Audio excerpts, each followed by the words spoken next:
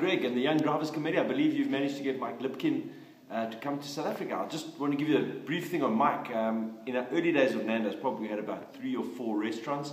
Mike did our vision statement, and I tell you what, 22 years later, that vision statement still resonates to this day.